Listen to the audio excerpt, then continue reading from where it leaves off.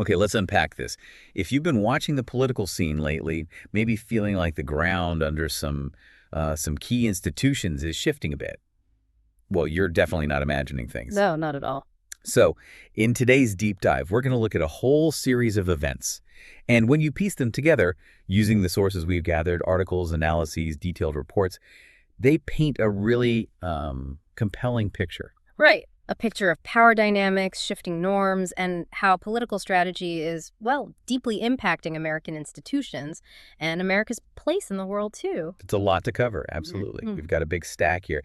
But the insights, well, they feel incredibly important for understanding what's happening right now. Exactly. And what's fascinating as we've gone through all this material is how things that seem totally separate, like, high stakes international talks on one hand and these really complex legal fights back home on the other, they consistently point to a particular way of thinking about governance, about power. So our mission today, really, is to pull out the most crucial bits of information from these sources, help connect those dots for you, and hopefully help you understand not just what went down, but why it matters. What are the bigger implications, for the U.S. and, frankly, beyond? And just to be clear, we'll be laying out all the perspectives we found in the sources. Absolutely. We're presenting the ideas, the analyses, but we're not endorsing them. The goal is to give you the information so you can weigh it yourself, form your own informed conclusions. Okay, good. So, yeah, buckle up. It's going to be an in-depth look. We'll kick things off with a major international moment, what many sources call the diplomatic disaster in Alaska, Trump and Putin. Right. Then we pivot stateside. We'll dig into the justice system, the FBI raid on John Bolton's place, the Supreme Court's kind of baffling rulings on health funding. Oh, yeah, the Calvin Ball ones. Exactly. Yeah. And this lawsuit, totally unprecedented against federal judges. Plus, the Epstein Files drama, Trump's talk about troops in U.S. cities, and finally, a really critical look at the ongoing fights over voting rights. It's a wide scope, but our sources really suggest these pieces are all interconnected, part of a larger narrative. Okay, let's dive in. Yeah. Starting on that diplomatic stage, Alaska, and what multiple sources tagged as a diplomatic disaster. Yeah. And the timing, the context here is key, right? Yeah. This meeting happened while the war in Ukraine was still raging, brutally. Right. Russia bombing cities, civilians. Some reports even mentioned American interests being hit. Yet, despite all that, despite zero real progress towards peace, the stated reason for Trump going to Alaska was supposedly to broker peace. Pursue a ceasefire, yeah. Strengthen America's role as, the global peacemaker, the reliable ally. That was the official line. But what did the sources actually report? Multiple international reports, analyses, Yeah. which get at a very different picture. A huge setback, basically. One analysis said Trump walked straight into a trap. Others said he was leading with his chin, just giving Putin the upper hand. And the outcome. Trump left, according to these reports, totally empty-handed. Right, which led some commentators to say America looked weaker than it has in decades. And the visuals didn't help, did they? Yeah. Those images of U.S. soldiers bending down to fix the red carpet so Trump wouldn't trip in front of Putin. Oof. Yeah, analysts jumped all over that, interpreted it as, well, screaming submission, not strength, not leadership. So the consequences, according to these sources, Yeah. no new sanctions on Russia, Yeah. no real pressure applied. Open space for Putin to keep advancing, as one report put it. And one analysis even suggested Putin came out of that meeting with basically a 50-50 shot at grabbing more territory in Ukraine. Land that some sources thought he probably couldn't have taken even with 3 more years of war. It was like it was handed to him in that meeting. And building on that, what's really striking is how different this was from normal summit prep. Usually these things take months, right? Sometimes a year. Right. Careful groundwork, negotiations. Exactly. Back channels, diplomats, ironing things out precisely to avoid a disaster. But here, sources said it was no clear reason, no preparation, just a decree from Trump. Just decided to do it. Pretty much. And what's even stranger, according to several reports, is the U.S. didn't even need this summit then. Trump had already signed on to a deal with European allies. Oh, I remember reading about that. A plan to pressure Putin? Yeah, a whole roadmap. Push for a ceasefire, threaten tougher sanctions if Russia didn't budge. But apparently, that whole plan got junked. Trump just went for this direct, seemingly unprepared meeting instead. And why Alaska? That location itself had meaning, didn't it? Huge meaning, historically, symbolically. Alaska, bought from Russia in 1867, Seward's Folly, they called it then. Right. Turned out to be incredibly valuable. Exactly. But for Russian nationalists, seeing Putin step onto Alaskan soil, That resonates. It's like lost Russian land.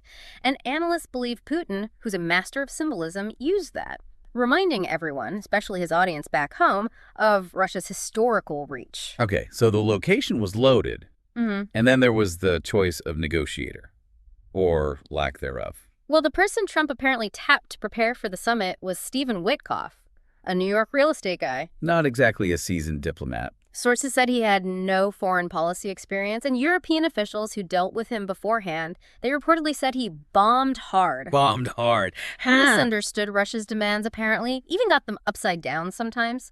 Confusing demands for withdrawal with offers of withdrawal. European observers saw it as total incompetence, chaos. So the prep was shaky. What about the meeting itself? Surreal, according to the accounts. Trump apparently invited Putin into the Beast, the presidential limo. Just the two of them. Just the two of them. No aides, no translators, which immediately set off alarm bells for intelligence officials. Listening devices.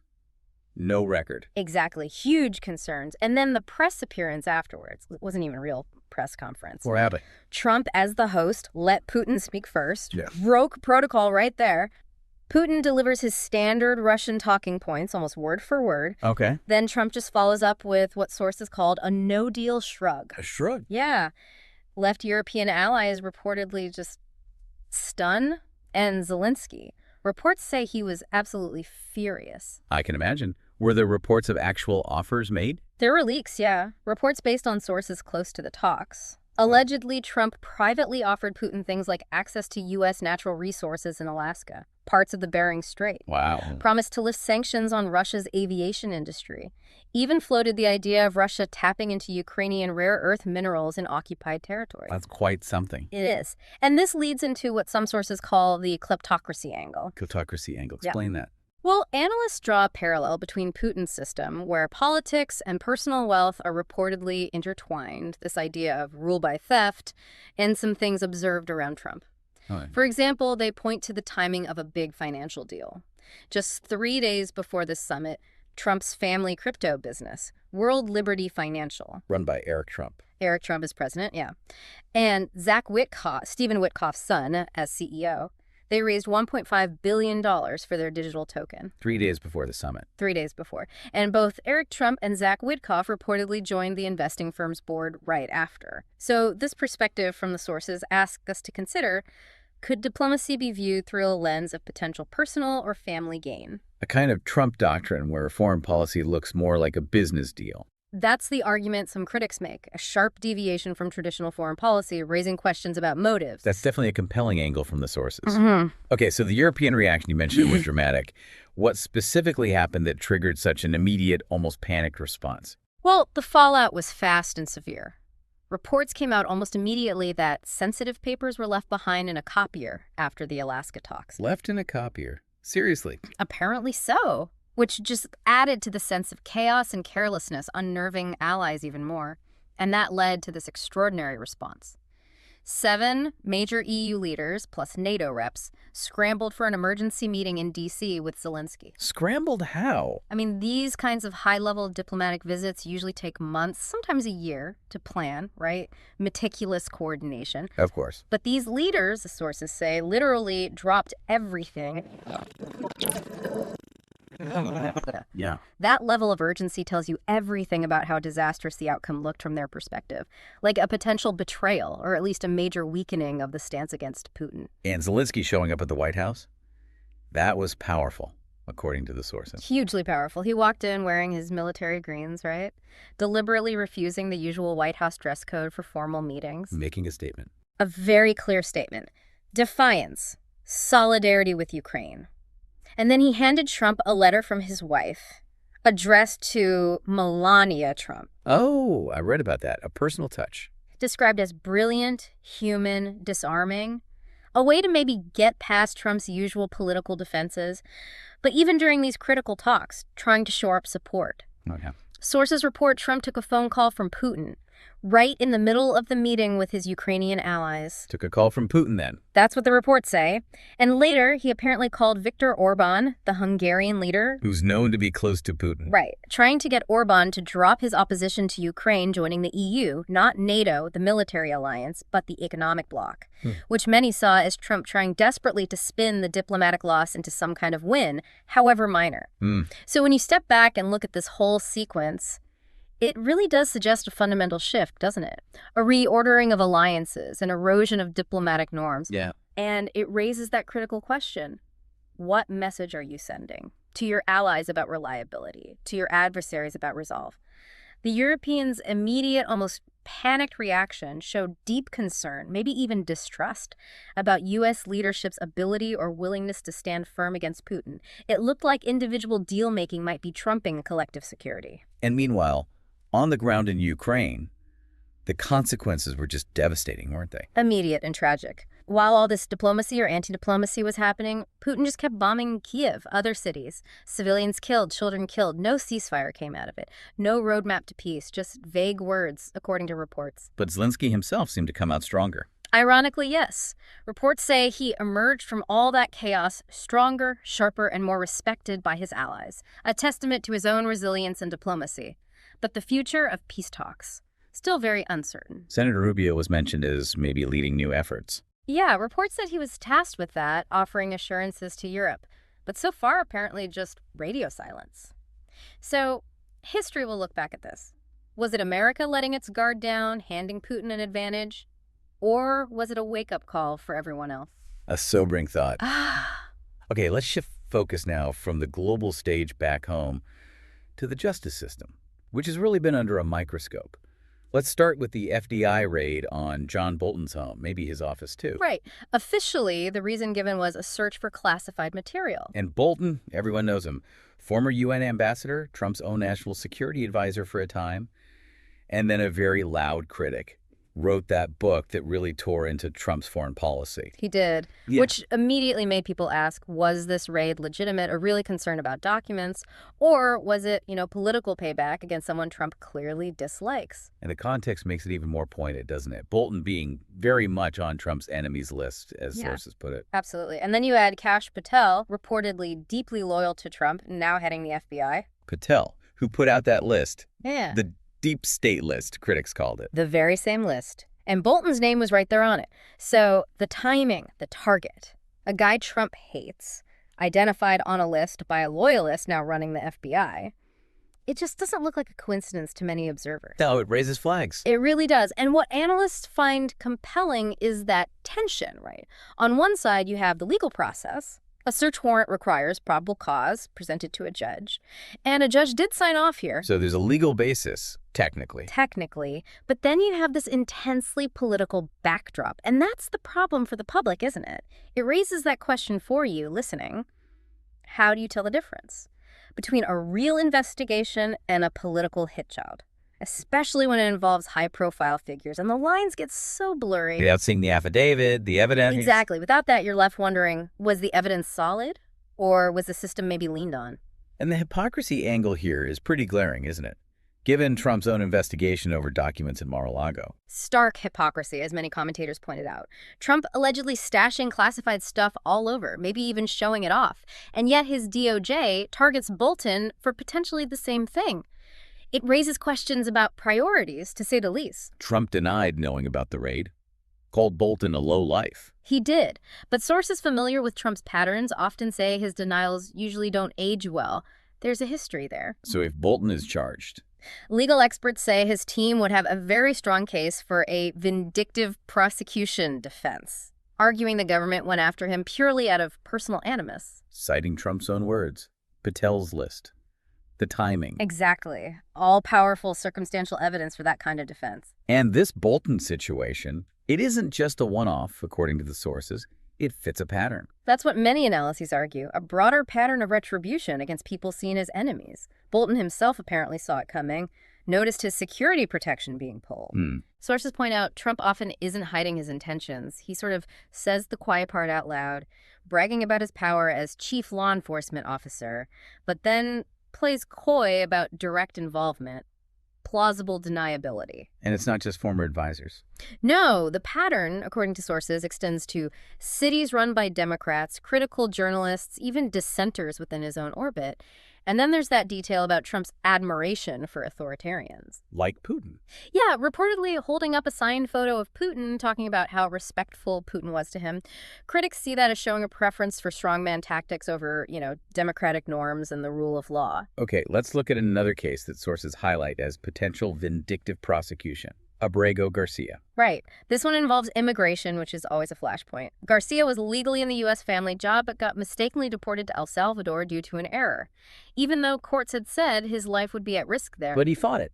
He did, and won, all the way up to the Supreme Court. The court ordered his return to the U.S. unequivocally. So he comes back, legally mandated. And immediately faces new criminal charges in Tennessee for human smuggling. Smuggling, not trafficking. Sources stress that difference. Crucial distinction. Smuggling is helping someone cross a border illegally, often for pay. Trafficking involves force, fraud, coercion for labor, or sex acts. Garcia was charged with the generally lesser offense, smuggling, which made the aggressive pursuit after his Supreme Court win seem very suspicious to analysts. So his lawyers cried foul. Immediately filed a 35-page motion alleging vindictive prosecution. Basically saying these charges were purely payback for embarrassing the Trump administration by winning his case. No other evidence. It centered on a traffic stop back in 2022. Garcia was pulled over, had other migrants in his car, but crucially, nothing came of it then. Local police, federal authorities, nobody pursued it. Until after he won at the Supreme Court. Exactly. After he won in return, suddenly that old traffic stop gets dusted off and turned into a criminal indictment by federal prosecutors, which is the opposite of how prosecutorial discretion usually works. How so? Normally, prosecutors prioritize serious, current cases. They might let minor or old stuff go. Here, it looked like they were actively digging for something minor and old, specifically because he'd successfully challenged the administration. And the human cost. Immense, according to reports. He has family in Maryland, kids who see him as dad. He's still in detention, reportedly terrified that if he gets released, ICE will just grab him and deport him again. Despite the court order. The fear was real enough that a judge actually issued an unusual order. ICE had to give 3 days' notice before trying to deport him, so his lawyers could intervene. Wow. And this case ties into bigger criticisms of the immigration system. It does. Billions spent on detention centers, some grim places, nicknamed Alligator Alcatraz, instead of maybe hiring more judges to speed up hearings. People end up detained for months, even years. And was there direct White House involvement alleged? Sources reported administration officials actually mocked the court's ruling about Garcia, crossed out words and headlines to make fun of it. And Trump himself publicly celebrated the DOJ's charges, calling Garcia a horrible guy. Seemed like trying to save face after the Supreme Court loss. At its heart, this case makes you ask, can the government use its power to punish someone just for winning in court? It's disturbing. Yeah. And then, perhaps even more audaciously, the administration actually sued judges. Yeah, this one was truly shocking to legal observers. The Trump administration filed a lawsuit against every single federal district court judge in the state of Maryland, all 15 of them. Why? What triggered that? It was a standing order from a chief federal judge there. The order allowed a brief 2-day pause on deportation if an undocumented person filed a writ of habeas corpus. Habeas corpus, that's the basic right to challenge your detention in court, right? Exactly. A fundamental due process protection. This pause was just to give the court time to actually hear the challenge before someone was deported, a standard judicial function. But the administration didn't like it. Hated it, according to sources, saw it as getting in the way of their speed and zero-tolerance immigration policy, but instead of appealing the order through normal channels, They sued the judges themselves. the entire federal bench in Maryland, which is just unheard of, according to legal scholars. It created this absurd situation where they had to bring in a judge from Virginia, Judge Thomas Cullen, just to hear the case because all the Maryland judges were defendants. And Judge Cullen was skeptical. Deeply skeptical from the start, reports said. The judiciary takes direct attacks on its independence very, very seriously. And thinking bigger picture here, this move just completely sidesteps the normal legal process, doesn't it? Appeals, writs, judicial review, all bypassed. It's a direct assault on judicial independence, Yeah. which forces you to ask, What happens to the rule of law itself when the executive branch tries to intimidate the very judges meant to be a check on its power? That's not how checks and balances are supposed to work. At all. It sets a chilling precedent. And the legal justification they offered was weak. Incredibly flimsy, according to analysts. They tried to use an old 1895 case in re Debs, but legal experts called it irrelevant, apples and oranges. That case was about a president seeking court help during a strike, totally different from trying to muzzle judges doing their jobs. So the real danger wasn't necessarily winning the suit, but filing it in the first place. Exactly. Federal judges don't have armies or press teams. Their power comes from respect for the rule of law, their independence. Attacking them directly like this erodes the idea that courts are neutral arbiters, sources warn. It paints them as political enemies instead. A tactic seen elsewhere. It's the playbook of authoritarian regimes, according to several analyses. Discredit the courts, bully the judges, make them think twice before ruling against you. The damage is in the attempt itself, undermining the whole system long term. Okay, let's pivot again. Another really complex area. The Jeffrey Epstein files and the internal power struggles around their release. Right. So the context is the DOJ finally releasing the first batch, about 33,000 pages of these very sensitive files. Long awaited. Very long awaited. But initial analysis suggested a lot of it was stuff that was kind of already out there in some form, which led some to suspect a drip strategy. A drip strategy, meaning controlling the release, maybe managing perception, buying time rather than full transparency all at once. This reportedly frustrated Democrats in Congress. Sources say they had to fight tooth and nail just to get this first batch released, apparently facing resistance from Republicans in Congress. And within that first batch, there was that controversial statement from Ghislaine Maxwell. Yeah, Epstein's convicted accomplice. She reportedly gave statements saying Trump never acted inappropriately, was always a gentleman. But her credibility. Zero credibility, according to pretty much everyone. Sources called her a convicted liar, a monster. Given her role in Epstein's crimes, her word meant very little. And there was something about her prison transfer. Right. Reports surfaced that shortly after making those statements, seemingly clearing Trump, Maxwell was moved to a much more relaxed, low-security facility in Texas. And that move was reportedly arranged by Trump's lawyer, Todd Blanche. Which raised eyebrows about the timing. Definitely raised questions about potential connections or motivations. And this whole situation contrasted sharply with Trump's campaign promises about the Epstein files, didn't it? It did. He'd publicly promised transparency, pledged to release them, but ultimately they only came out, according to sources, because Democrats forced it legislatively, which seemed to contradict his claims that the files were ready to go, suggesting maybe some misrepresentation to his base. And there were signs of trouble inside the DOJ and FBI over this. Yeah, sources pointed to internal turmoil. Dan Bongino, who was described then as Deputy FBI Director, a title that itself raised questions. Because there isn't usually a second deputy director. Right. He was reportedly frustrated with what he's seeing inside the DOJ and FBI, hinting at cover-ups and internal politics blocking the truth. A power struggle. Some observers called it a Hunger Games of attention. Figures like Bongino, Kash Patel, Pam Bondi apparently battling over how or if the Epstein materials would get released.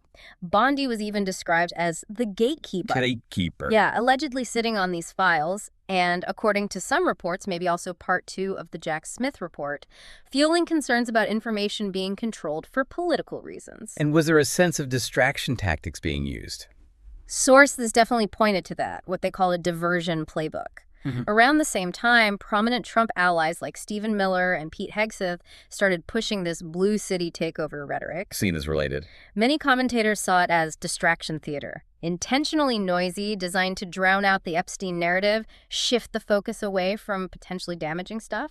And finally, the unreleased tapes. Ah, yes. Potentially the biggest piece still hanging out there. Sources mention explosive 12 hours of audio and video recordings from Ghislaine Maxwell's interviews with Todd Belanger. Still unreleased. Still unreleased. Described as a loaded weapon in Trump's hands. Analysts speculate they're being saved for maximum narrative disruption, maybe to counter future damaging stories about Epstein or other issues.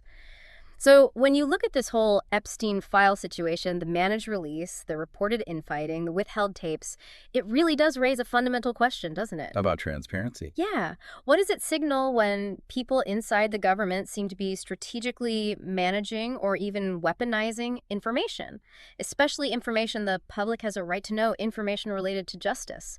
When politics seems to trump transparency, it really hits public trust hard. Trust in the institutions that are supposed to ensure accountability. Absolutely.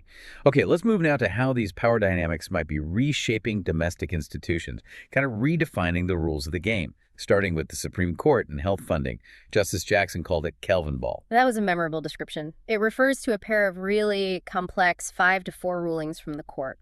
Rulings that, as sources noted, seemed contradictory, not even make sense together. And the result? The result was allowing the Trump administration to cut almost $800 million in federal funding for public health research. And the justification given was? Officially, it was about rooting out DEI programs, diversity, equity, and inclusion, but multiple sources frame that as a culture war battle, basically an excuse to gut programs the administration just didn't like. But a lower court judge had tried to stop the cuts. Right. A federal judge, Judge Young, initially blocked them. He called the administration's reasoning arbitrary and capricious. And he also found that the NIH guidelines written to implement Trump's orders on these programs were invalid, improperly created. So it looked like the funding was safe. For a moment. But then the Supreme Court weighed in with these two rulings. First, 5 conservative justices said Judge Young didn't even have the jurisdiction to hear the case. So his injunction, blocking the cuts. Tossed out. The funding cuts could go ahead. Okay. But what about the guidelines Judge Young found invalid? That's the paradox. In a separate 5-4 ruling, with Justice Barrett reportedly being the swing vote in both cases, the court agreed with Judge Young that the NIH guidelines were invalid. Wait, so the guidelines are invalid, but the cuts based on them go forward? Exactly, as sources put it. Even though the guidelines were struck down, the funding cuts go forward. It's a paradox. The rules were bad, but the outcome they produced was allowed to stand. Which is where Justice Jackson's Kelvin Ball comment came in. Precisely. She basically said, what am I watching? The rules keep changing, the goalposts move, but somehow the Trump administration always wins. That analogy just captured the feeling of inconsistency perfectly. And analysts see this as a pattern. A definite pattern noted in sources covering Trump-era SCOTUS decisions. Logic is inconsistent, reasoning often tortured, but the outcome somehow always favors the Trump side, which creates this perception, right or wrong, of political decisions, not neutral legal ones. And the real-world impact of losing $800 million in health research funding. It's huge, not abstract at all. Reports detailed what it means. Potentially the cure for disease delayed. Labs shutting down, scientists losing jobs, breakthroughs that might save lives just never happening. Undermining innovation. Seriously undermining America's ability to innovate and save lives. So much medical progress relies on that federal funding. And when the court's decisions seem, as sources describe them, inconsistent, contradictory, politically motivated, it just chips away at public trust, makes the court look like just another political player. Okay, let's turn to another area raising alarms. Trump's rhetoric about using troops in American cities. Yeah, this involves his latest push to bring military presence into American cities. Sources specifically mention Los Angeles, D.C., Chicago, with hints of more. And the stated reason is crime, restoring order. That's the justification usually offered, restoring order, fighting crime. But the consensus among the sources we reviewed argues it's really about something else. Power. Power. Control over elections, control over dissent, and ultimately control over democracy itself. So the talk itself is a signal. That's how analysts interpret it. A way to get people used to the idea, to normalize troops in American streets. And D.C.'s especially vulnerable here, being a federal district. Right. Trump has potentially more leeway there, sources say, compared to states where governors or courts might push back harder.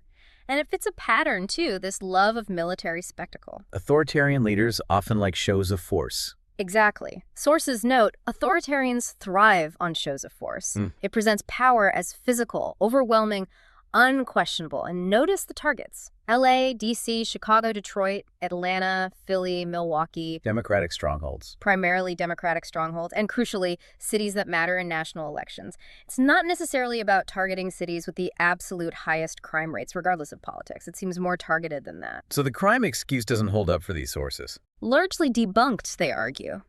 There isn't some massive nationwide crime wave justifying military intervention. And besides, the military isn't trained for civilian policing. That could just lead to chaos, escalation, not solving crime. And connecting this to the bigger picture, deploying the military domestically, especially if it seems politically targeted, it really forces a tough question, doesn't it? Where's the line? Exactly. Where do you draw the line between maintaining order and using force to intimidate people, or to influence democratic processes? Aiming this at blue cities suggests, to these sources, a strategy of control, not genuine crime fighting. It feels like a fundamental shift. And the link to elections seems explicit. Very explicit, based on Trump's own reported statements. Wanting to take control of ballot counting, eliminate mail-in voting, go after voting machines, but only in blue areas. So troops could be used to intimidate or fear. That's the concern analysts raise. A system where troops or federal agents could be deployed to create a climate of fear, mess with voting infrastructure, maybe contest results. Have the courts pushed back? They've been hesitant to intervene so far, according to reports, like in Governor Newsom's lawsuit in LA, which puts more pressure on governors. Sources warn they need to pay attention and stand firm because the argument is Trump doesn't honor deals if they conflict with his goals. And the overall warning from sources is, take him literally. When Trump says what he plans, believe him. They point to past examples. His rhetoric on mail-in voting, election denial, January 6th. Those words preceded actions. And that leads directly into the broader issue of voting rights being under attack. Sources describe a coordinated campaign to roll back decades of progress. Coordinated how? From where? From multiple angles. Supreme Court rulings, state legislatures like Florida and Texas, and Trump's ongoing rhetoric. Look at Florida. The governor reportedly ignored legislature-approved maps, drew his own. And the impact. Analysis showed the new maps eliminated half of black representation in Congress for Florida and the Florida Supreme Court. They openly acknowledged the harm, but said the maps were constitutional anyway. Just allowed it to stand. Yeah. Effectively allowed disenfranchisement in real time, as commentators put it, erasing voting power with no real fix. And Texas. Similar story. Very similar. Aggressive redistricting there, too, designed to maximize Republican seats while intentionally diluting Black, Latino, and immigrant communities' voting power. And the tactics used to push it through were extreme. Extreme how? Reports of Democratic lawmakers being followed, surveilled, threatened with arrest for trying to block the bills. One Democrat forced to spend the night in the state chamber to deny a quorum. Sources say it felt less like democracy, more like authoritarian suppression of opposition. And Trump himself keeps hitting mail-in voting. Still playing his same old game, sources say. Pushing conspiracy theories about it even after that Alaska meeting with Putin, which is chilling when you remember Russia's 2016 disinformation campaigns specifically targeted Black communities to suppress turnout using similar narratives. And Florida took action after 2020. After Black voters used mail-in ballots more in 2020, the Florida legislature gutted the system in 2021, purged 4 million people from the vote-by-mail rolls.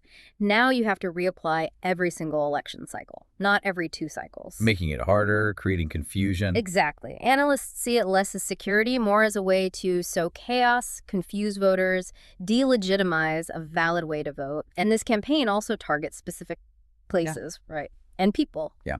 Lawsuits, rhetoric always seem to point to Detroit, Atlanta, Philadelphia, Milwaukee, diverse Democratic cities. And Black mayors have been singled out for criticism and harassment, part of a strategy sources argue to undermine trust in leadership in majority Black communities, delegitimize urban election results, and then you layer on the threat of using federal law enforcement or military for intimidation. It evokes really dark periods in U.S. history where Black leaders and voters were suppressed. So pulling all of that together, Florida, Texas, the Supreme Court, Trump's rhetoric. What's the big picture here? It paints a picture, according to these sources, not just of policy shifts, but a fundamental, coordinated effort to change how power works, consolidating it, chipping away at democratic foundations from courts to voting routes. A systematic effort. That's the argument. It's about understanding this web of actions as the first step. And the second step, sources imply, is engagement. Helping with voter registration, volunteering, supporting rights groups, just talking about it, fostering awareness. Okay, so here's where it gets really interesting, pulling it all together. What we've really laid out today, looking at Alaska, the Bolton raid, the Supreme Court, Abrego Garcia, Epstein, troops in cities, voting rights. There's a thread, isn't there? A very consistent thread running through all these sources. These aren't just random events happening in isolation. They seem like, well, interconnected parts of a strategy, one that constantly pushes the boundaries of norms of institutions, both overseas and right here at home. Yeah, whether you look at foreign policy, the justice system, or how elections are run, the patterns described in these analyses seem clear. They're testing the limits. Which brings us to the big question, right? The crucial question, really. If these actions keep pushing against the checks and balances that are supposed to protect democracy, what does that mean for the long-term health of our institutions, their stability, their resilience? Yeah. Because understanding all this, knowledge is great, but it's most valuable when you really grasp it and think about what it means, right?